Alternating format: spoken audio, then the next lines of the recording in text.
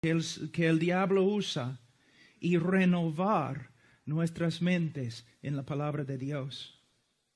Hay un principio que encontramos en las Escrituras, que si la raíz es santa, también las ramas santas. Si la raíz no es santa, entonces las ramas también no van a ser santas. Podemos decir eso con respecto a la iglesia. Si tenemos un pastor que está andando en el mundo, que está siendo poco a poco más conforme al mundo, él va a ser un peligro en la iglesia. Si tenemos un padre, y muchos de ustedes son padres, que camina en una relación amistosa con el mundo, eso también va a hacer daño a su esposa y a sus hijos. Nosotros tenemos que darnos cuenta que en el día de juicio no solamente soy responsable por mí mismo, sino también soy responsable por las personas que el Señor me ha dado. Más autoridad que tengo, más responsabilidad que tengo. Muchas veces los pastores quieren hablar de su autoridad espiritual, pero no se dan cuenta en el día de juicio van a tener que dar cuentas al Señor por la autoridad que tienen y cómo han usado su autoridad. También los hombres, ¿no? En sus familias, mujer, debes someterte a mí porque yo soy la cabeza, yo soy la autoridad. No creo que vas a estar hablando así en el día de juicio. Porque con mucha autoridad viene mucha responsabilidad. Si el pastor está andando en el mundo, la congregación también. Si el padre, el esposo está andando en el mundo, la familia también va a sufrir. Entonces, John Wesley una vez dijo que le gustaría tener hombres que solamente temían a Dios y al pecado. ¿Tienes miedo del pecado? ¿Tienes miedo del mundo? ¿Reconoces el poder del pecado? ¿Reconoces el poder de un programa en la televisión por el cual se enseña herejía? ¿Reconoces el poder de un dibujo animado que en vez de comunicar verdades bíblicas está enseñando cosas mundanas? Hermanos, no debemos ser legalistas. No debemos tener miedo de cara sombra. Pero hermanos, debemos tener discernimiento, bastante discernimiento. ¿Por qué? Si el diablo pasa por la puerta ahora y entra anunciando que él ha llegado y él es el diablo, todos nosotros vamos a reconocerlo y vamos a estar en contra de él, vamos a evitarlo. Pero él no entra así. Él no entra así. Él entra como una luz. Es lo mismo en la familia, es lo mismo en la iglesia.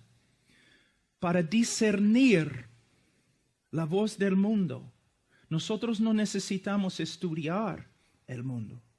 Pero para discernir la voz del mundo, solamente necesitamos estudiar la verdad. Renovar nuestras mentes en la verdad y vamos a empezar a reconocer cuando la mentira entra. Cuando la mentira está influenciando nuestra familia o nuestra iglesia. Entonces, empieza acá, no os conforméis a este siglo, no solamente para tu propio bienestar, hombre, sino para el bienestar de tu familia, de tu esposa, de tus hijos. También, si eres pastor, para el bienestar de tu iglesia. Y no solamente los pastores, cualquier hombre en la iglesia va a tener una influencia.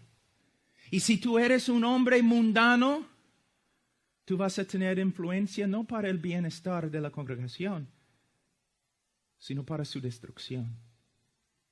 Entonces dice, no os conforméis a este siglo. ¿Pero qué debemos hacer? Sino transformaos por medio de la renovación de vuestro entendimiento. En este texto no dice la renovación de nuestra mente por medio de la palabra de Dios. Pero si estudiamos toda la Biblia, reconocemos que la mejor manera de renovar nuestra mente es por medio de leer, estudiar, memorizar y meditar en la palabra de Dios. De nuevo, voy a volver a decir algo que he dicho varias veces ya. De una forma, la vida cristiana no es un misterio. Y caminar en el poder del Espíritu Santo no es un misterio. Y la vida cristiana exitosa no es un misterio. ¿Qué debemos hacer? Debemos renovar nuestra mente en la palabra de Dios. Debemos vivir una vida de oración. Debemos mantener comunión con otros hermanos que también tomen en serio el llamado de Dios. Debemos evitar las malas influencias, cualquier voz que hable en contra de las Escrituras. Pero ¿sabe qué? La mayoría de los hombres, aún muchos pastores, no toman en serio estos principios tan básicos y importantes. Cada uno está buscando una solución, no milagrosa. Tú necesitas ir a tal congregación, ellos van a poner sus manos sobre ti, vas a recibir poder y ahí vas a poder vivir la vida cristiana con victoria. Siempre queremos algo instantáneo, en vez de vivir una vida disciplinada haciendo lo que el Señor nos ha mandado. Debemos renovar nuestra mente. ¿Cómo? Primeramente vamos a hablar un ratito de la palabra de Dios. Pastor, una pregunta. Por supuesto, no tienes que contestar en voz alta, pero de verdad necesitas contestar la pregunta. Eres pastor. Si vas a seguir en los pasos de los apóstoles, tú vas a reconocer que tu ministerio principal es la palabra de Dios y oración. Pastor, ¿cuánto tiempo estás renovando tu mente en la palabra de Dios? ¿Cuánto tiempo?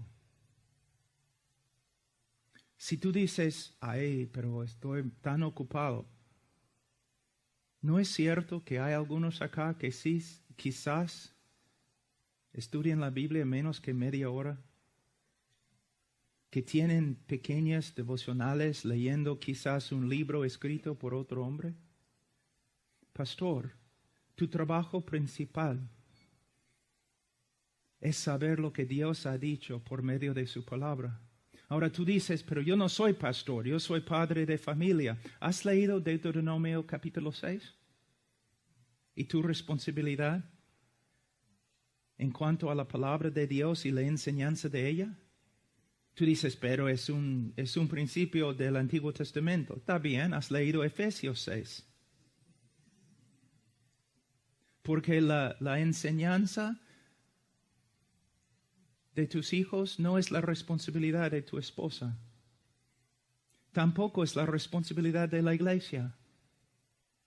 Es la responsabilidad de cada padre de familia. Pero para enseñar a tus hijos, tú tienes que saber lo que la palabra de Dios dice. Ahora, un ratito solamente para ver una ilustración de un hombre que tome en serio la palabra de Dios. Vamos a Salmos, capítulo 1.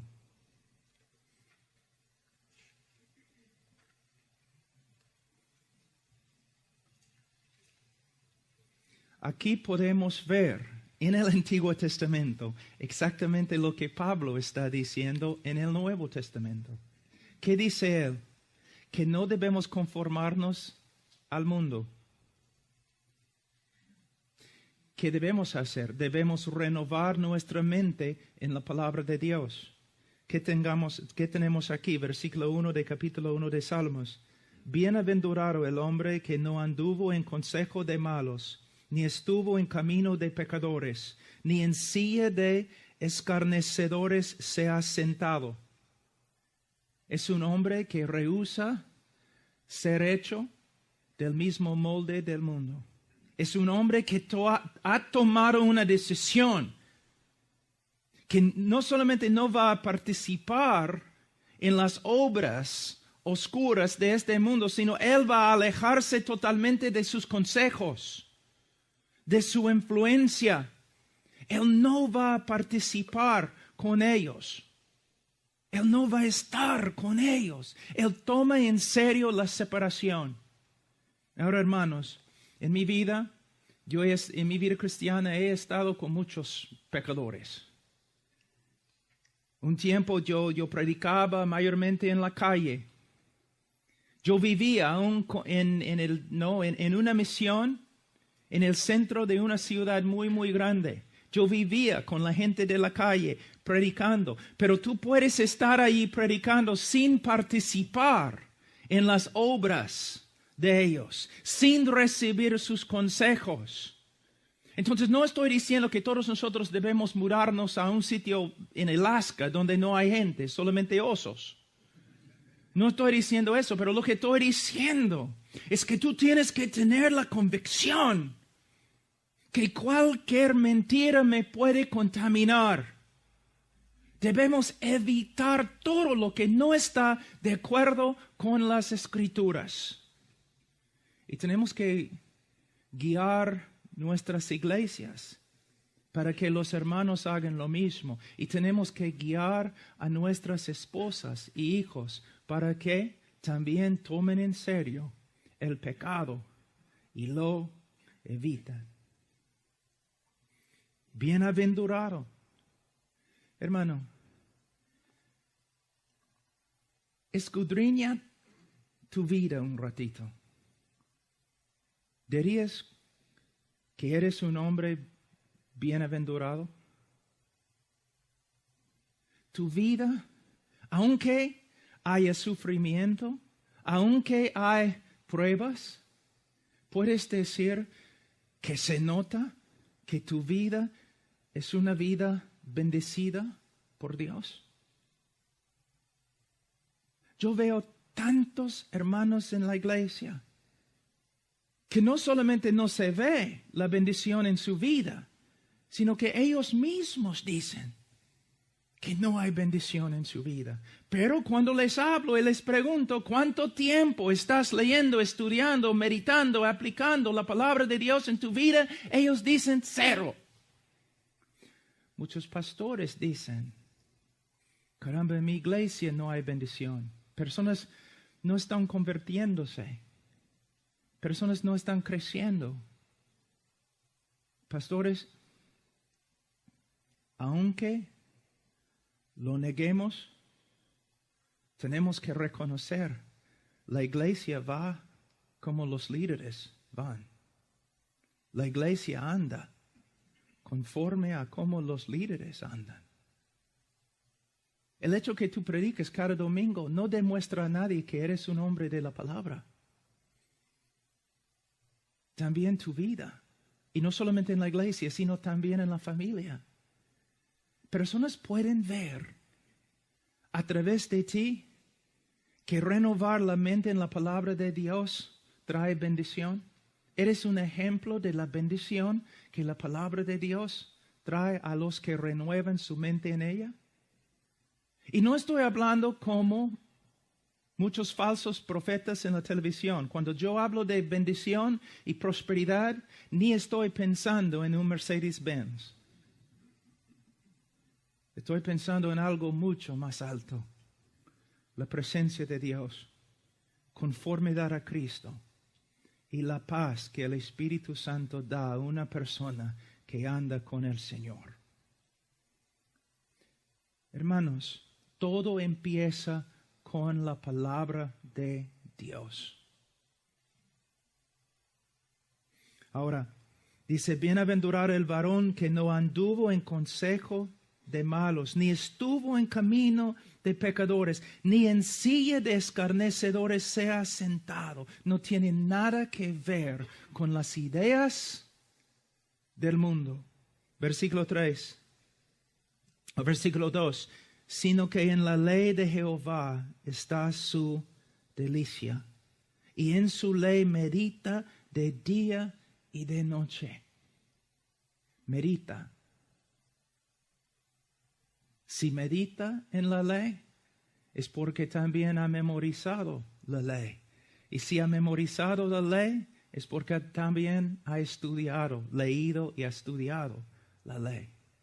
¿Puedes ver la relación que el hombre bienaventurado tiene con la ley de Dios, con la palabra de Dios? También podemos ver esto en las epístolas de Pablo, en Colosenses y Efesios. ¿No es interesante que cuando Pablo habla de la llenura del Espíritu Santo, él describe algunos resultados y los resultados son casi los mismos como en Colosenses, donde él demuestra el beneficio de meditar en la palabra de Dios, de tener la palabra de Dios, la palabra de Cristo en el corazón?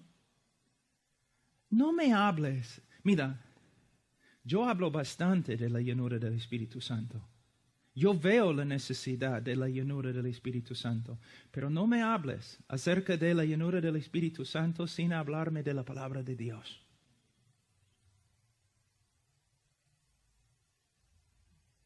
Porque muchas personas que hablan en el día de hoy y dicen que tienen la llenura del Espíritu Santo, no, ellos tienen un fuego falso. Muchos, porque su llenura no tiene nada que ver con la palabra que el Espíritu inspiró.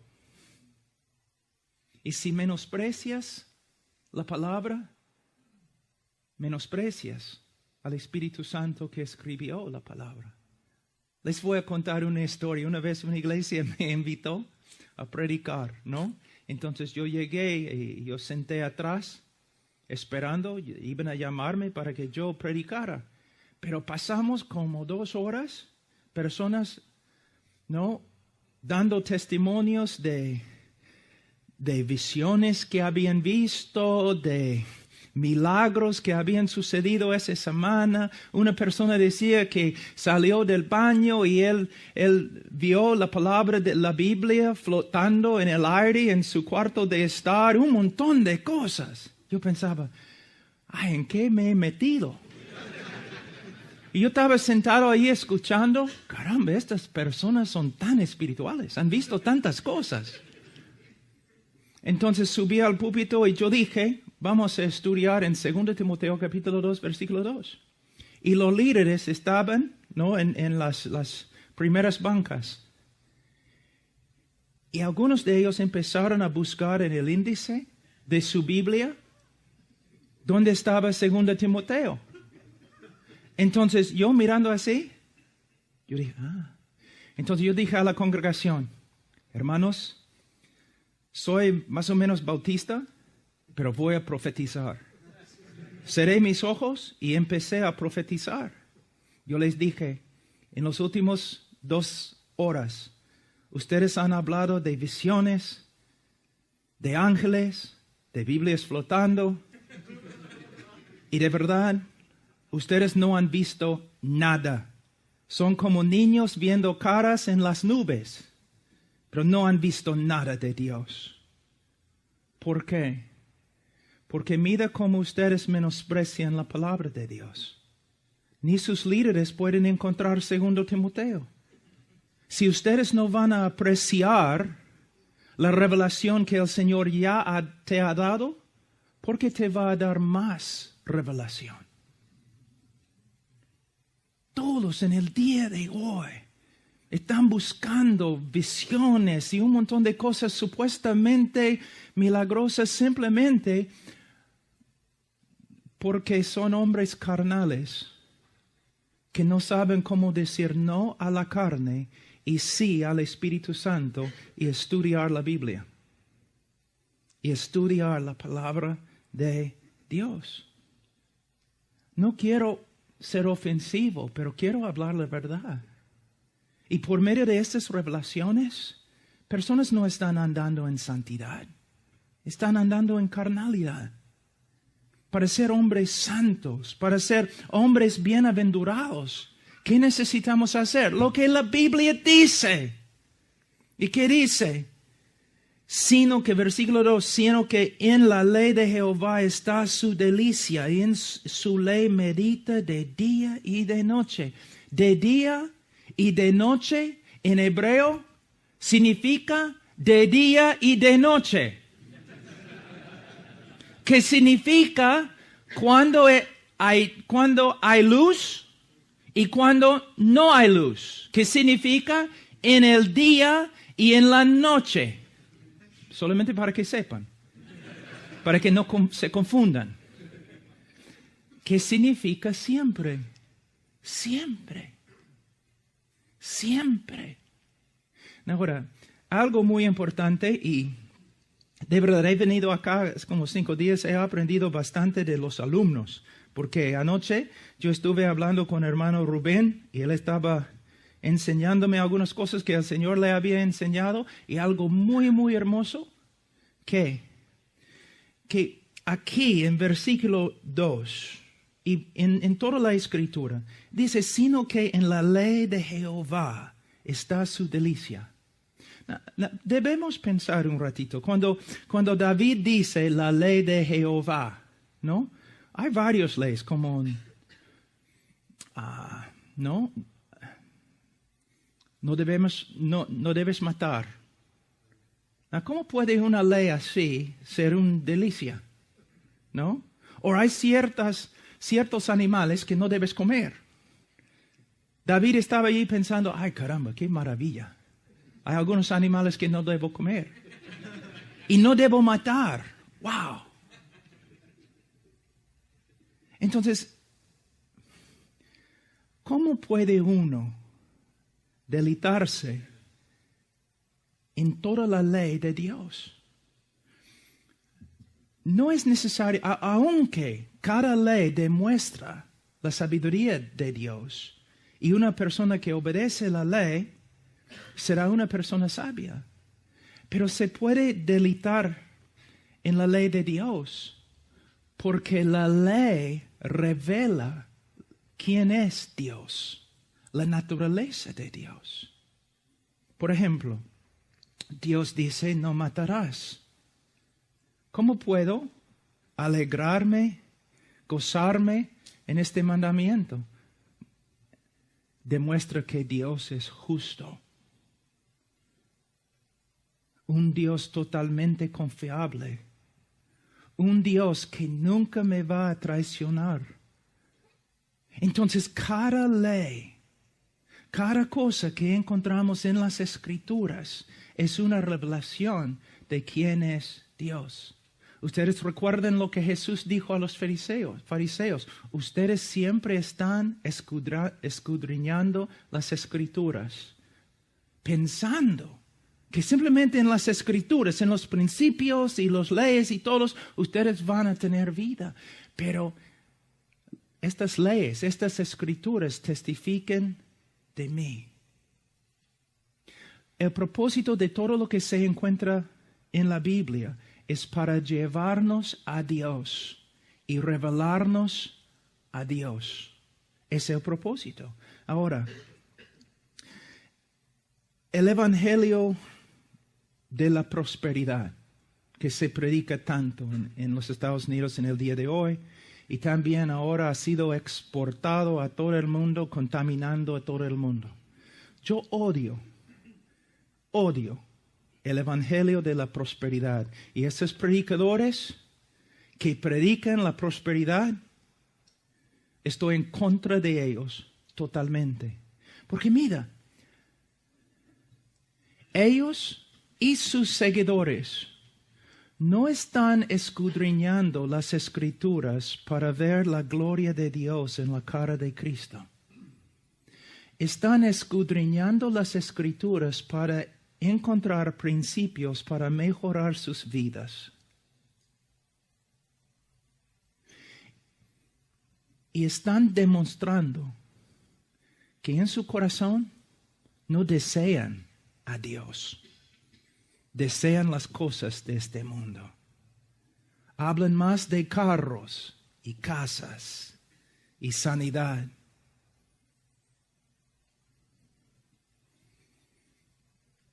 ¿Me entienden, hermanos? Las Escrituras, uno puede leer las Escrituras y por medio de las Escrituras condenarse. Pero nosotros leemos las Escrituras. ¿Por qué?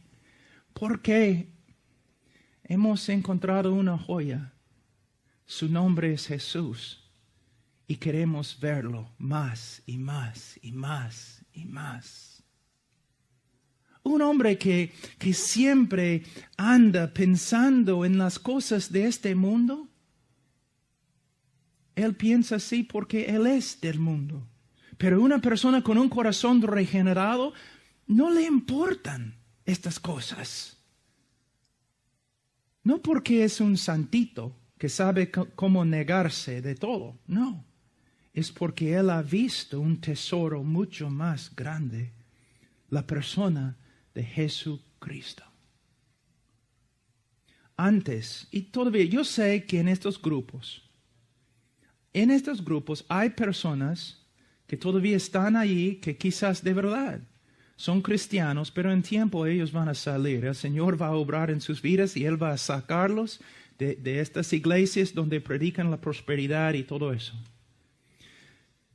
Pero antes yo tenía tanta pena por las personas que estaban siguiendo estos falsos profetas.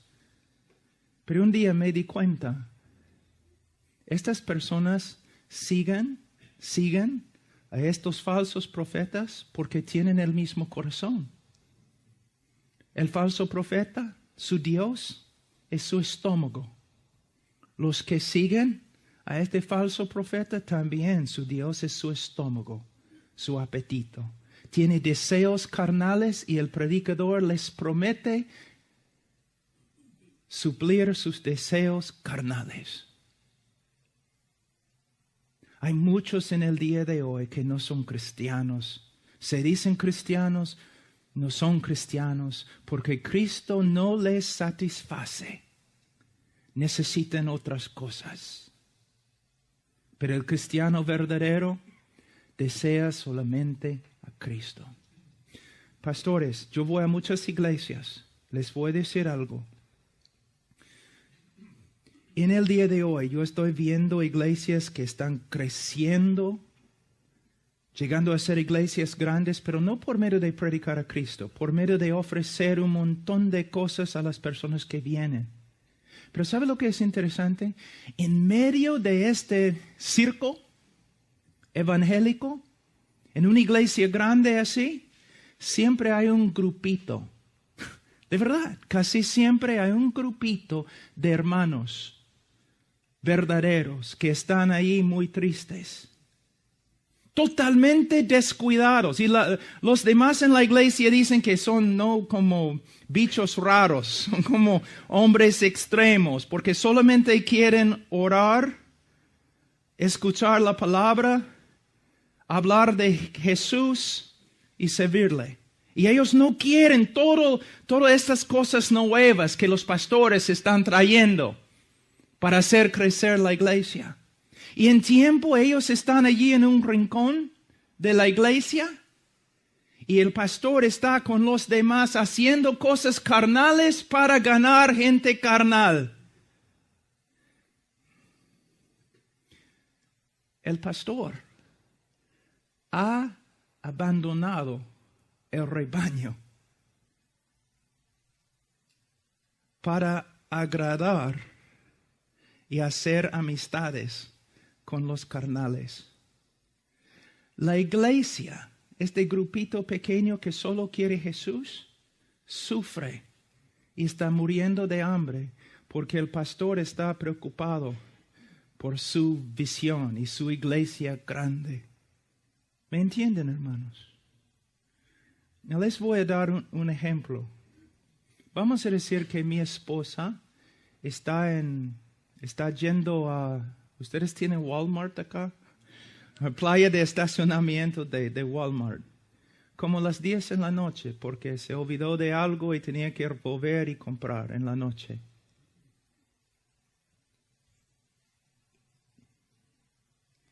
Y 3 hombres atacan a mi esposa. 3 hombres atacan a mi esposa. Y tú estás caminando por acá. Y tú ves lo que está pasando, pero tú no haces nada. Quizás por causa de la autopreservación, por causa de temor, tú no haces nada.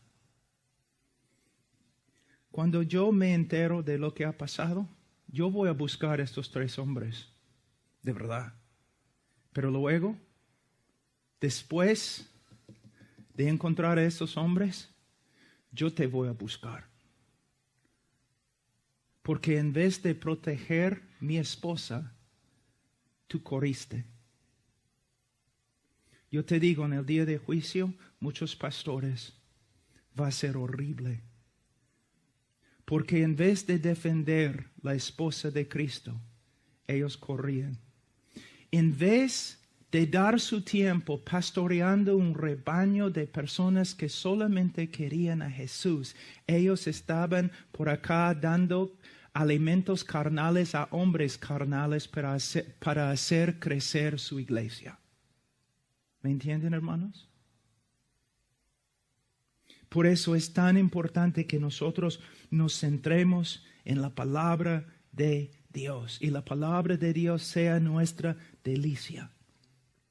Y que nosotros estudiamos la palabra de Dios no para encontrar principios para que tú puedas tener tu mejor vida ahora.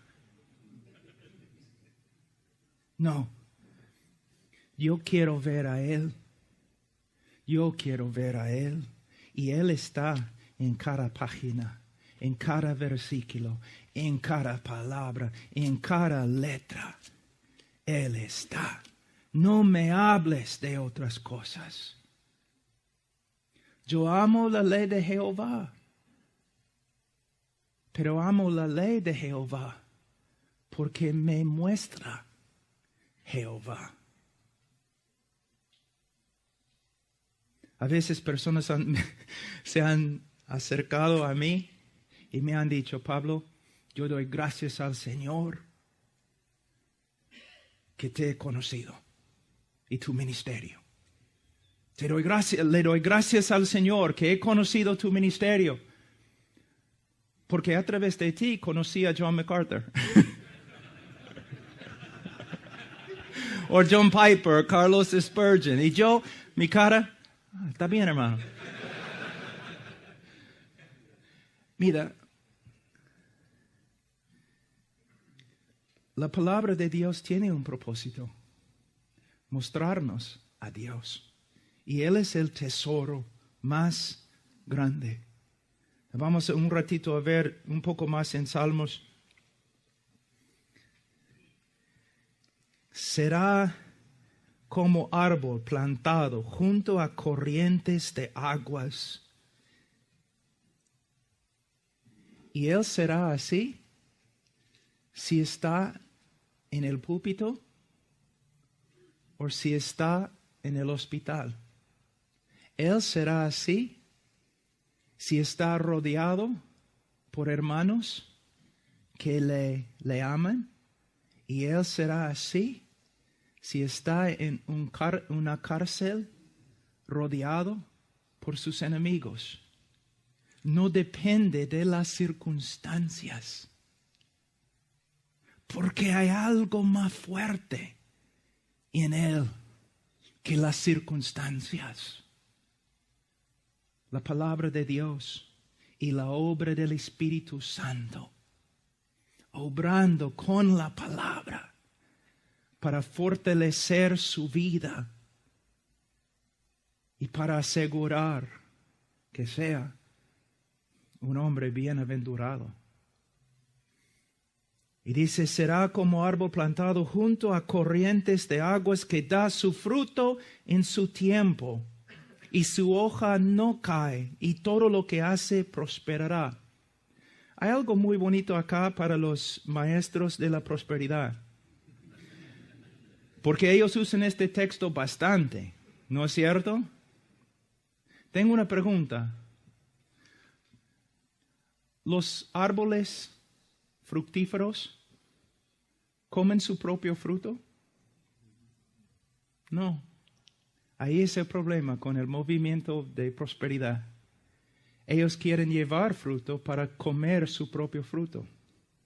Árboles no son así. Tú ves un árbol ahí en el campo comiendo su fruto, tú debes correr. Un hombre fructífero es una bendición a todos los que están alrededor de él. Podemos ver eso. Mira, Abraham, un hombre fructífero, sí. ¿Sabe qué? De una forma Lot, el Señor bendecía a Lot por causa de ¿quién? Abraham. Hay predicadores a través de la historia de la iglesia que han sido una bendición para todos. Murieron en pobreza. Pablo, sin cabeza, murió. Pero hasta el día de hoy, un árbol fructífero. Nosotros debemos ser hombres fructíferos. Y aquí es algo muy importante, no solamente con respecto a la prosperidad, sino también con respecto a lo espiritual, el fruto espiritual. Y hermanos, ya he hablado de eso, voy a hablar de nuevo. Hermanos, si llevamos fruto, es no solamente para nuestro bienestar. Un hombre fructífero, su esposa va a ser bendecida por su fruto. Sus hijos, ¿cuántos textos hay en la Biblia que habla de la bendición de los hijos cuando su padre anda conforme a la palabra de Dios? Pastores. Hay pastores totalmente desconocidos. Nadie conoce, nadie sabe su nombre. Pero en el cielo en este momento se nota, se proclama su vida, su nombre. Hombres fructíferos que han bendecido. Yo conozco a un hombre en Sudamérica que ahora ya ha muerto hace 2 años, murió, que dejó después de como 40 años de ministerio, casi 50 años de ministerio, dejó más que 500 iglesias. ¿Tú ni sabes cómo se llama? Un hombre fructífero, pero no llevando fruto para sí mismo, sino para todos los que estaban alrededor de él. Y es uno de los problemas con la doctrina de prosperidad. Ellos quieren comer su fruto. Pero nosotros queremos llevar fruto para los demás. Para las demás. Ahora, vamos a volver a Romanos capítulo 12. No os conforméis a este siglo, sino transformaos por medio de la renovación de vuestro entendimiento. La palabra transformar es muy importante.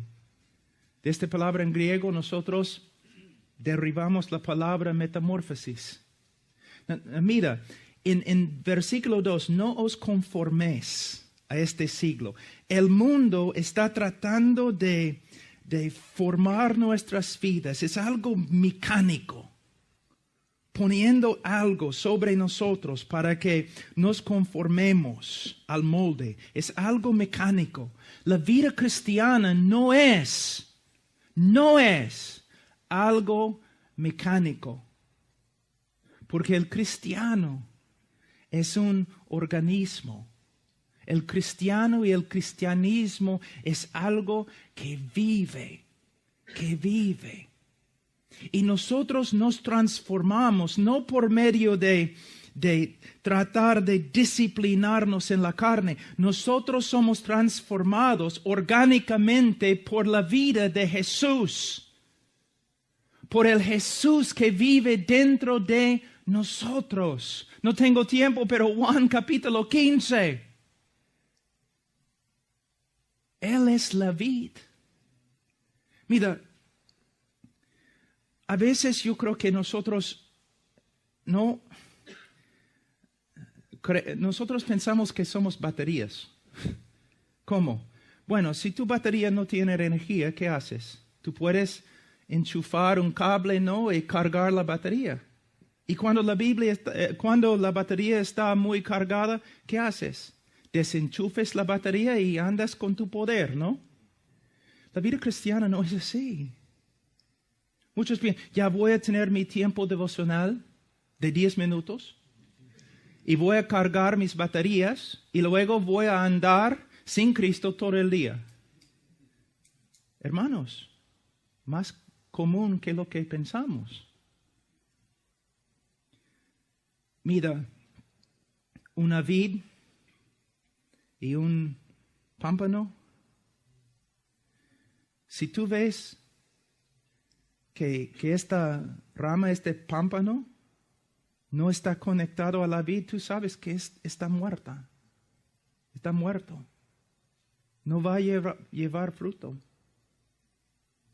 Nosotros somos así. No es que debemos tener nuestro tiempo devocional, 15 minutos, y luego andamos todo el día sin Cristo. Nosotros necesitamos cultivar una relación continua con Él, una relación viva. La razón por la cual debemos pasar tiempo con el Señor es para que todo el día estemos pensando en Él. Necesitamos aprender cómo cultivar la presencia del Señor, cómo orar sin cesar, pero solamente podemos cultivar una disciplina por medio de orar en tiempos definidos cada día. A veces cuando hablo con los pastores son muy, ellos saben cómo hablar para evitar la pregunta. Yo, pastor, ¿cuánto tiempo oras? Bueno, yo personalmente, yo no tengo un tiempo de oración. Simplemente oro todo el día. Y yo digo, no es verdad.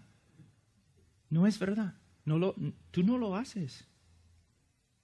¿Cómo sabes?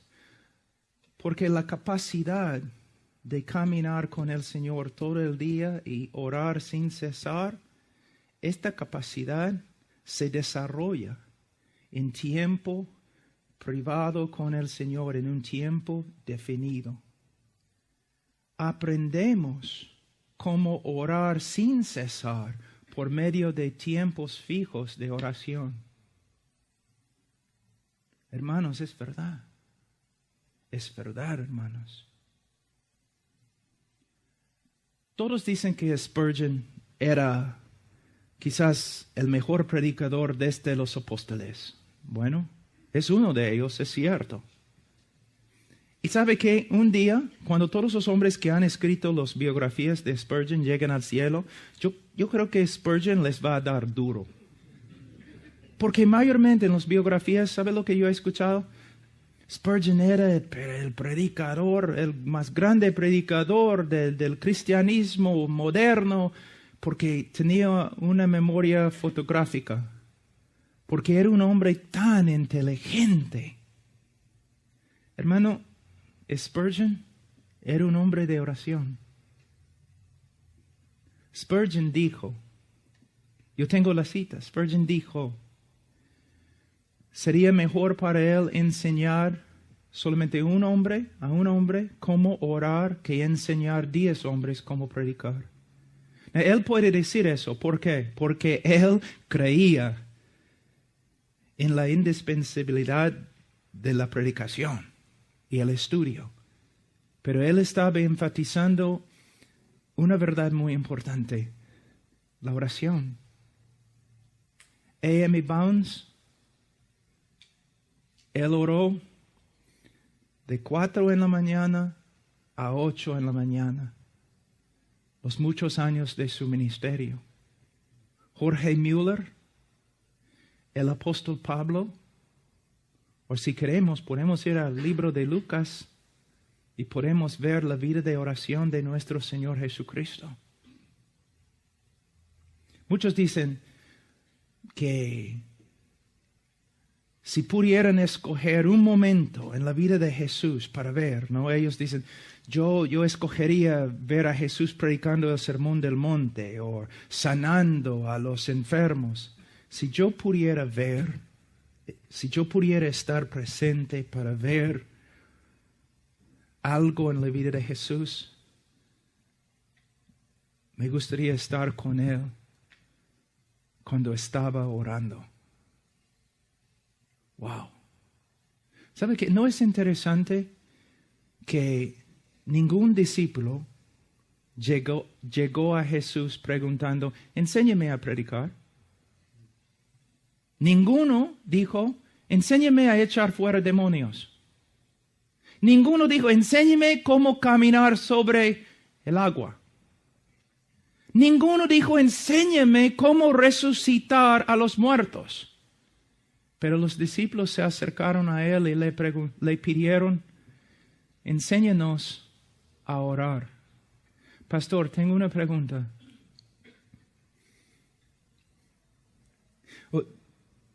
Yo pasé un tiempo en una iglesia con un predicador que se conocía años atrás, casi 30 años atrás, que se conocía como el mejor orador en cristianismo. Mejor orador en cristianismo. Y yo, cada vez que después de cada sermón, yo me sentaba allí en la banca, triste, con mi cabeza en mis manos así, pensando, nunca voy a ser tan inteligente como ese hombre. Nunca voy a ser tan elocuente como ese hombre. Nunca voy a poder leer tantos libros como este hombre. Pero un día, otro predicador llegó. Y el hombre no era elocuente. Era un hombre que había leído bastante, pero no como el otro predicador. Y subió al púlpito y empezó a predicar. Y cuando terminó a predicar, yo estaba sentado ahí en la banca y yo estaba diciendo, ay caramba, me gustaría ser santo como Él. Me gustaría orar como Él. Me gustaría conocer a Dios como Él conoce a Dios. Una vez una persona en la congregación se ha acercado a ti y te ha pedido, pastor, enséñame a orar como tú oras. O enséñame, pastor, a amar a mi esposa como tú amas a tu esposa. Enséñame, pastor, cómo andar en tanta paciencia como tú andas. ¿Ves? Una vida transformada. Leonard Ravenhill siempre decía, todo el mundo está buscando una nueva definición de cristianismo. Lo que el mundo necesita es una demostración antigua y bíblica de cristianismo. Hombres transformados. Ahora, hemos hablado un poco acerca de la palabra de Dios, pero quisiera un ratito ir a Efesios. Y especialmente para algunos alumnos quizás que están acá. Capítulo 1. Como les dije, yo creo que los primeros capítulos de Efesios contienen la doctrina más profunda en todas las Escrituras. Pero en medio de estos 3 capítulos, ¿qué encontramos? 2 oraciones. Pablo recibía las doctrinas, su enseñanza del Señor. Pablo vivía las doctrinas y Pablo comunicaba las doctrinas. Pero no solamente eso, sino versículo 15 de capítulo 1. Por esta causa también yo, habiendo oído de vuestra fe en el Señor Jesús, de vuestro amor para con todos los santos, no ceso de dar gracias por vosotros, haciendo memoria de vosotros en mis oraciones, para que el Dios de nuestro Señor Jesucristo, el Padre de gloria, os dé espíritu de sabiduría y de revelación en el conocimiento de Él, alumbrando los ojos de vuestro entendimiento, para que sepáis cuál es la esperanza a que Él os ha llamado y cuáles las riquezas de la gloria de su herencia en los santos y cuál la supereminente grandeza de su poder para con nosotros los que creemos según la operación del poder de su fuerza. Entonces, ¿qué podemos ver? Pablo no solamente enseñaba correctamente, Pablo oraba por los que estaban recibiendo sus enseñanzas, sabiendo que sin la obra del Espíritu Santo, nadie va a entender como debe entender. Hay muchos jóvenes que ellos aprenden cómo hacer la hermenéutica y lo hacen mejor que yo.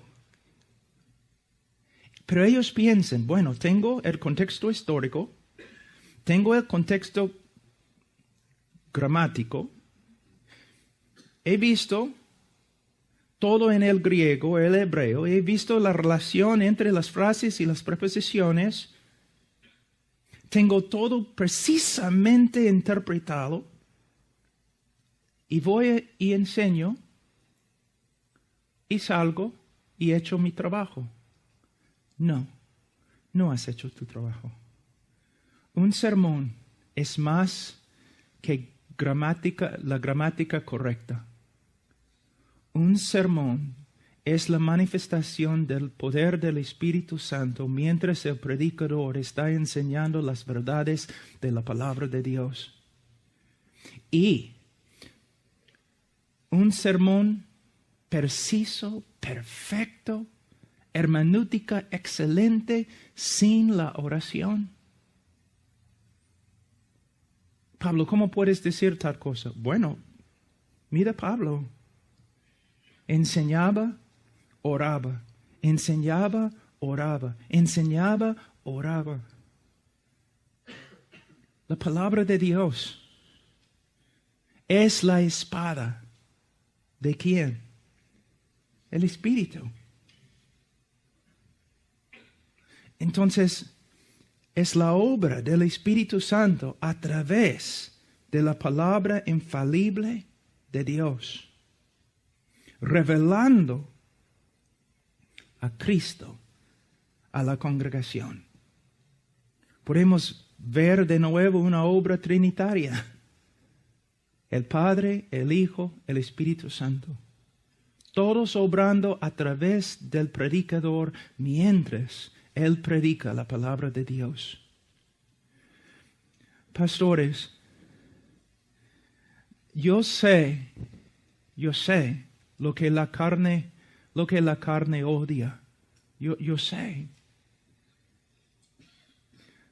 De hecho, tú puedes organizar tu día y tu vida basado en lo que tu carne odia. La carne odia el estudio de la palabra y la carne odia la oración. Pero ¿qué dijeron los apóstoles? No podemos dejar el ministerio de la palabra de Dios. No podemos dejar el ministerio de la palabra de Dios y de oración. Intercesión. Y un hombre que tiene el don de predicar y sabe hacer la hermenéutica perfectamente, pero no ora, también está en peligro de llegar a ser un hombre muy orgulloso.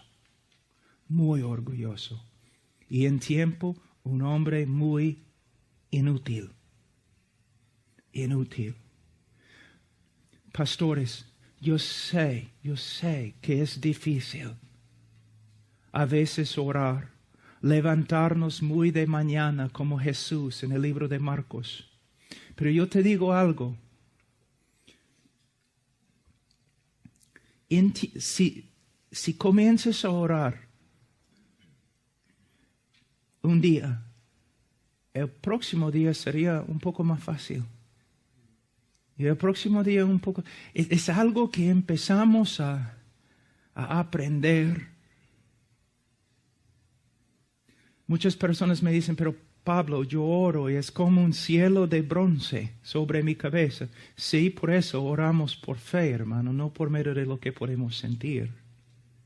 Pero hay una cosa que les voy a enseñar para terminar, que un hermano muy anciano me enseñó hace muchos años.